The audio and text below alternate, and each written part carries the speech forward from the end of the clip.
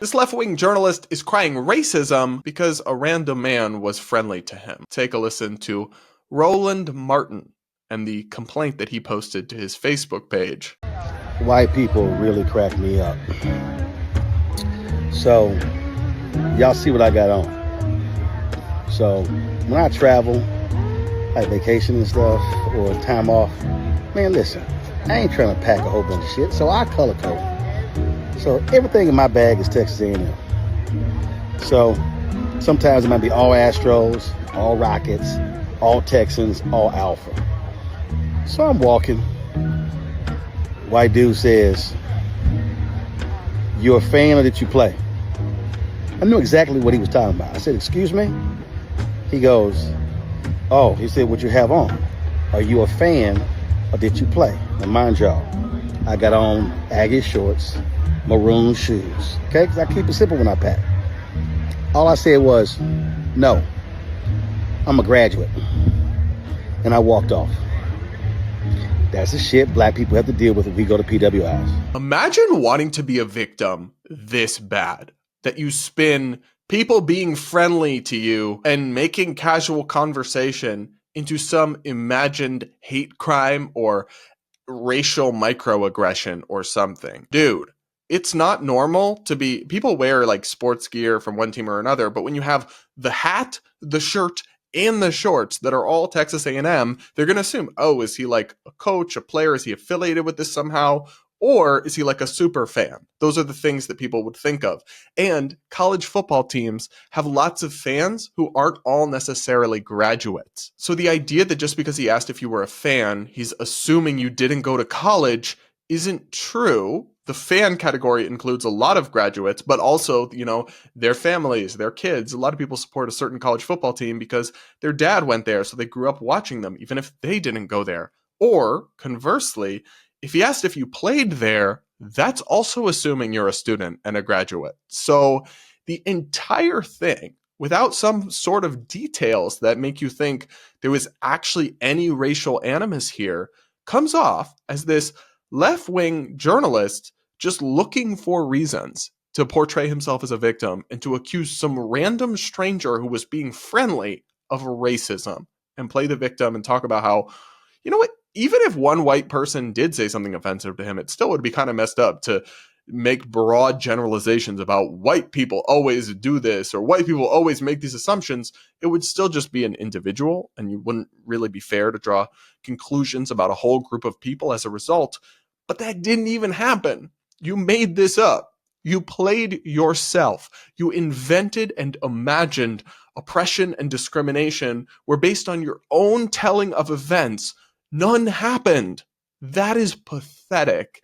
But it's also a sign of the times and a sign of the fact that I think left of center audiences in particular in the digital media economy reward victimization. They have turned victimhood into a form of social currency. That's why you have people like the Jussie Smolletts of the world who fake themselves being the victim of a hate crime. Why would anyone ever do that in a sane society? And there's some statistics on how it's more common than you might think, actually.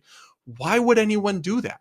Because when you valorize victimhood, and we shouldn't shame victims, which I think society used to and still does in some contexts, but when you valorize victimhood and oppression and then actually start to worship people for how victimized they are, you're incentivizing them to portray themselves constantly as victimized as possible, including by stretching truth and reality to do so. That's just an incentive that people will inevitably respond to. But it's not healthy for our society.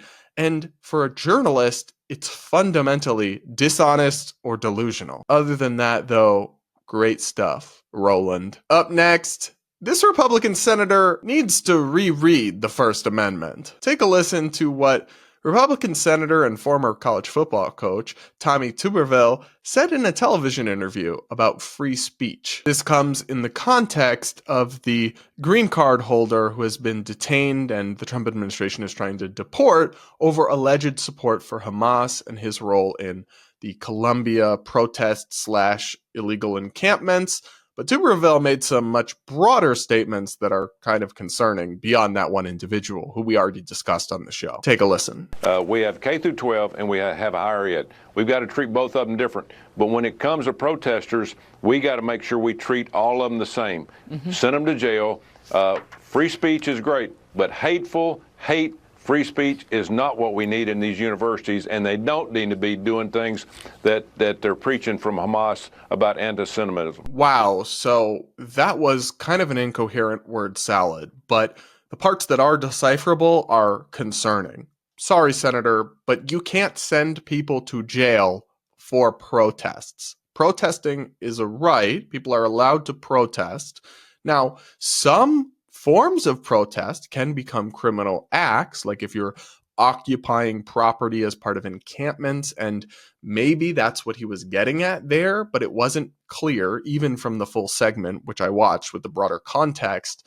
So it's kind of alarming to see him making those loose, broad statements like that when we're supposed to be respecting the First Amendment and free speech. That's what Republicans say they're all about these days. And then the most concerning part is when he says, free speech is good, but we can't have that hate speech, hateful speech on college campuses.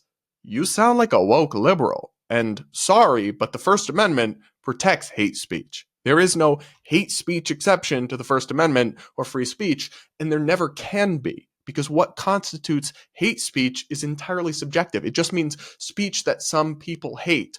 A lot of people think that this senator's ideas about transgender issues or about abortion are hateful hate speech. Should he not be allowed to have them? Should they be banned from college campuses? Should pro-life protests or pro-women's rights or anti-trans, depending how you view on it, protests, should that be something people get arrested for and locked up on campus? There's a real incoherence and slipperiness to this senator's remarks that is really at odds with free speech principles that Republicans say they support and should have a sharp command of. And I'm bothered by the way he conflates two very different things, which is support for Hamas, a recognized terrorist organization, and anti-Semitism, which is a subjective kind of idea of bigotry or something that offends Jewish people on the basis of their ethnicity or religion. Those are not the same.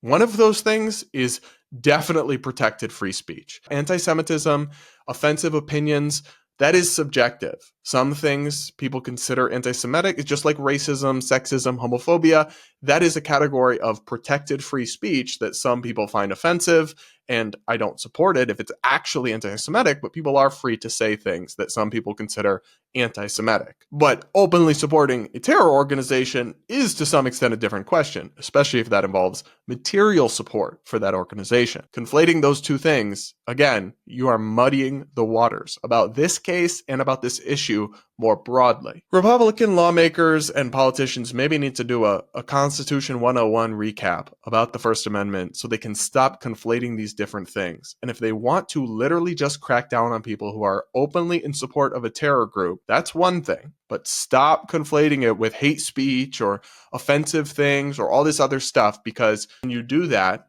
you are chilling people's speech, making them afraid to exercise their constitutional right to express themselves, and you are revealing your own ignorance about the state of First Amendment precedents and protections, which isn't good when you're the side that says you stand for all of that. What do you guys think about Tommy Tuberville's comments here? Let me know in the comments. And finally, and I can't believe I'm actually about to say this sentence, TikTok witches have been trying to curse President Trump and have theories about why it isn't working. Yes, we're going to check in with the witches of TikTok who've been trying to put a hex on Trump. I can't believe this is real life. This is my job. This is what I do for a living. Talk about this. And they are shocked that their hexes aren't working, but they have a theory as to why Trump may be protected from the witchcraft they've tried to use against him. Take a listen to this video. Trump has an egregore. You can't hex him. Yeah, I know. I'm not going after him. I'm going after everyone else. What do you mean, everyone else? So if an egregore is an entity that is created by people's thoughts, feelings, and actions, like an act of worship, then what if we cut off everyone from worshiping him? How so?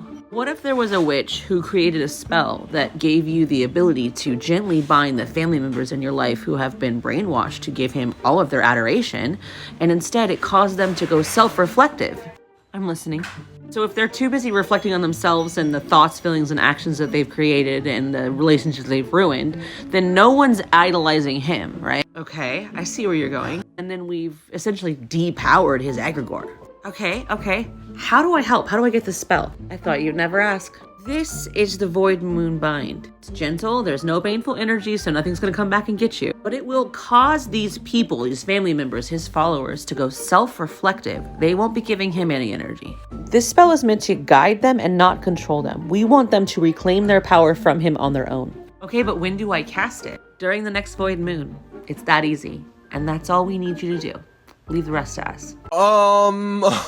Girl, you and the other TikTok witches need to put down the crack pipe, cause I think you had enough. Y'all know magic isn't real, right? Do they actually think they can curse someone with spells and with some time of the moon and reading something into the Seriously? And guys, 30,000 people liked this video. There's a whole little subgenre of TikTok of like these witches. And I have no idea what this egregore thing is, but it sounds like they are convinced that their magical curses against Trump can't work because too many people are supporting him and praying for him, which is it really magic?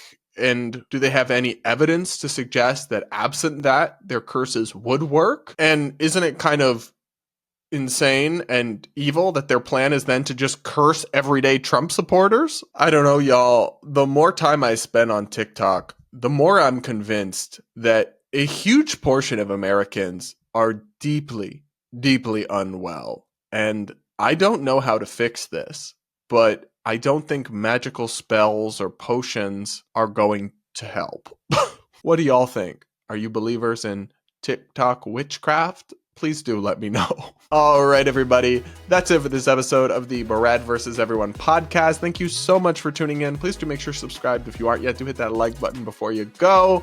And with that, we'll talk again real soon.